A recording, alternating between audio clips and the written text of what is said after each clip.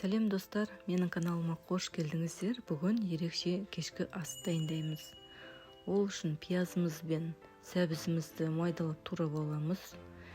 Тағамымыздың дәмін келтіретін болгар тәтті бұрышымызды да турап дайындаймыз.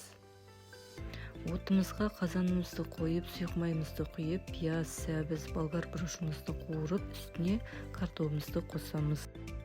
Татымына қарай тұз, қара бұрыш, паприкамызды және томат пастамызды қосып, әрі қарай қуырмалаймыз. Картошкамыз бататындай етіп су құямыз үстіне және қақпағын жауып қайнатамыз. Қамырына бізге жұмыртқа, тұз, жылы су, сұйық май, ұн қажет. Жұмсақ қамыр елеп аламыз және дайын қамырымызды пакетімізге салып қойып қоямыз. Қамырымызға салатын салмамызды дайындаймыз. Менде бұл жерде сиыр етінің фаршы, үккіштен өткізілген пияз және татымына қарай қара бұрыш, тұз, паприкамызды қосып, барлығын араластырамыз.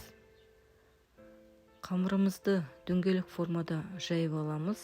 Дайын салмамызды ортасына орналастырып, рулет секілдетіп орап аламыз. Оралған дайын қамырымызды видеода көрсетілгендей етіп кесіп дайындаймыз. Кесілген дайын қамырымызды қайнап тұрған картопымыздың үстіне тығыз етіп орналастырамыз және қақпағын жауып жарты сағатқа қойып қоямыз.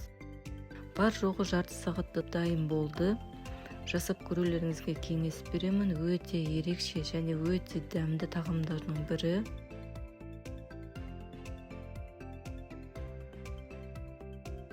Менің каналымда көптеген тәттілердің, ыстық тағамдардың, салаттардың рецепттерімен сізбен бөлісемін.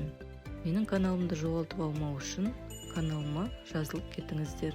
Жасап көруіңізге кеңес беремін. Ас болсын.